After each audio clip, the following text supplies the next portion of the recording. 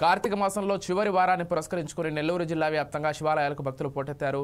ఉదయం నుంచి అభిషేకాలు, హోమాలు, పొద్దస్తమానం, విశేష జలాలతో శైవాలయాలు శివనామస్మరణతో మారుమోగాయి. నెల్లూరుకు సమీపంలోని అడవిలో శివాలయానికి భక్తులు వేల సంఖ్యలో తరలివచ్చారు. ఇక్కడ వనంలో బ్రహ్మసూత్ర ప్రాధాన్యంగా లభ్యమైన పురాతన శివలింగాన్ని స్వయంభుగా విశ్వసించి ప్రతిష్టాపన చేశారు. శివలింగాన్ని స్మరిస్తూ పాలాభిషేకం చేసుకునే అరుదైన అవకాశంగా భక్తులు బారులు తీరారు. శివునికి ప్రీతికరమైన మద్ది చెట్టు నీడన ప్రధాన ఆలయం ఏర్పడటం ఇక్కడ ప్రాధాన్యంగా విశేషమైంది.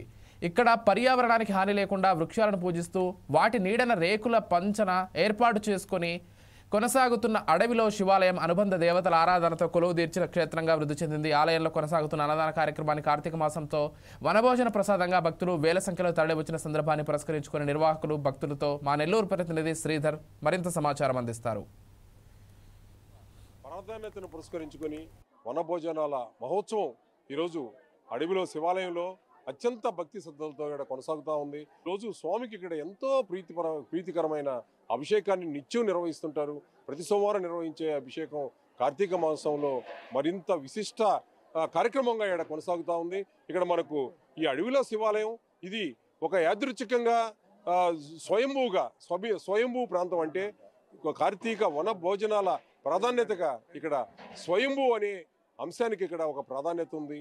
ఒక నిదర్శనంగా ప్రకృతి పరిడి వెళ్ళే ఈ ప్రాంతంలో పరమశివుడు స్వయంభూగా ఇక్కడ వెలిశాడు. అంటే స్వయంభూ అంటేనే ఈ వనాల మధ్య స్వామి ఈరోజు కార్తీక వన మహోత్సవాన్ని ఇక్కడ నిర్వహిస్తున్నారు. మనకు ఆలయ చైర్మన్ మనతో ఉన్నారు, ఆలయ ట్రస్టీ చైర్మన్ మనతో ఉన్నారు. చెప్పండి, ఈ కార్తీక మాసం అంతా కూడా ఎలాంటి పూజలు ప్రాధాన్యతలు జరిగాయి, ఈరోజు చేసే విశేషం ఏంటి? ఓం నమ శివాయ. దుర్గా భవాని సమేత అభయలింగేశ్వర స్వామిగా నామకరణం చేసుకుని ఈ యొక్క ఆలయం వెలిసి ఉన్నది. సుమారు 15 సంవత్సరాలుగా దినదినం ప్రవర్ధమానంగా ఈ యొక్క శివాలయం వెలుగొందుతుంది. అడవిలో శివాలయం అనే పేరు ఎక్కువ ప్రాపకంగా జరగడం జరిగింది.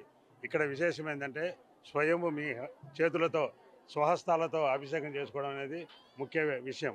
అలాగే అన్నదానము వెనక శ్రీశైలం తర్వాత తెల్లమద్ది చెట్టు ఇక్కడే వెలిసింది కాబట్టి అదొక పెద్ద ప్రాచుర్యం. ఇక్కడ ఎంతోమంది స్త్రీలు దీపం వెలిగించుకునేకి కార్తీక మాసంలో ఎంతో విశిష్టత ఇక్కడ. అలాగే ఇక్కడ మానసాదేవి సహిత నాగేంద్ర మండపం ఏర్పాటు చేశాము. నవగ్రహాలు ఉన్నాయి. బ్రహ్మసూత్రం ఉన్నటువంటి ఒక్క శివుని చూస్తే 100 శివుళ్ళని చూసినంత ప్రతిఫలం. అందువల్ల బ్రహ్మసూత్రం ఉన్నటువంటి స్వయంభులింగం కాబట్టి ఇక్కడ ఇంత విశేషం జరుగుతుంది. ఇక్కడ వేల సంఖ్యలో భక్తులంతా తరలి రావడం జరిగింది. ఈరోజు కార్తీక వన భోజనాల ప్రాధాన్యతగా వచ్చిన ఈ భక్తులకందరికీ కూడా ఎలాంటి బందోబస్తు చర్యలు, ఎలాంటి క్యూ లైన్లు కానీ వరుస క్రమాలు కానీ ఏర్పాటు చేశారు. కార్తీక మాసం 5,000కు మించి పబ్లిక్ వస్తున్నారు.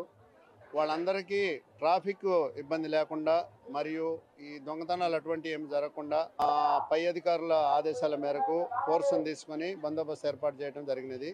అందరూ కూడా ఇక్కడ కార్తీక మాసంలో వనభోజనాలు అంటే ఒక కమ్యూనిటీ పీపుల్ కలిసి చేసుకునేది. కానీ ఇక్కడ కుల మత వర్గ భేదాలు లేకుండా అందరికీ భక్తి పార్వశ్యంతో దేవుణ్ణి దర్శించుకొని తమ మొక్కులు చెల్లించుకొని ఇక్కడ భోజనం కార్యక్రమం ముగించుకొని సంతోషంగా ఇంటికి వెళ్ళాలని. అందరికీ నమస్తే అండి. నేను ఈ అడవిలో శివాలయం కమిటీలో మెంబర్గా ఉన్నాను.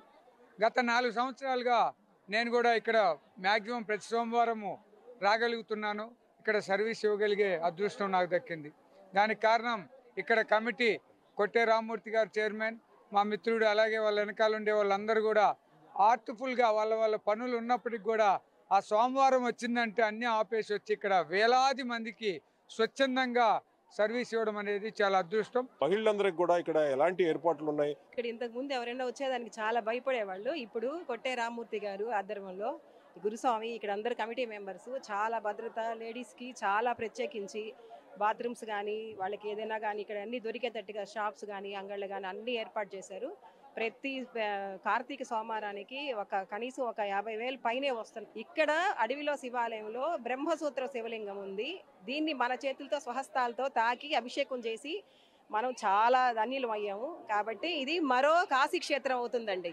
అయ్యప్ప స్వామి పూజలకు నిత్యం కూడా జరుగుతున్నట్టున్నాయి. ఎలాంటి ఏర్పాట్లు చేశారు? కార్తీక మాసం స్టార్టింగ్ నుంచి స్వామి 41 రోజు మండలం మొత్తం ప్రతిరోజు అయ్యప్ప స్వామికి అభిషేకం.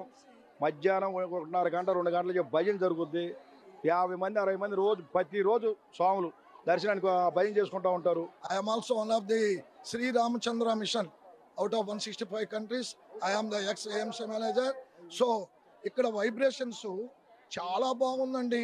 మాకు శ్రీరామచంద్ర మిషన్ 165 దేశాలకు సంబంధించిన కలహా శాంతివనంలో ఎలా ఉందో ఇక్కడ మాకు వైబ్రేషన్స్ ఒక 10 నిమిషాలు నేను ధ్యానం చేశాను. నేను ఫస్ట్ టైం ఇక్కడికి వచ్చాను. ఈ వైబ్రేషన్ చాలా బాగున్నాయి. నేను చాలా సంతోషంగా ఉందండి నేను ఇక్కడ రావటం. నమస్తే. ఇక్కడ మనం చూసినట్టయితే ఇది ఒక క్షేత్రంగా బాసిల్లుతా ఉంది.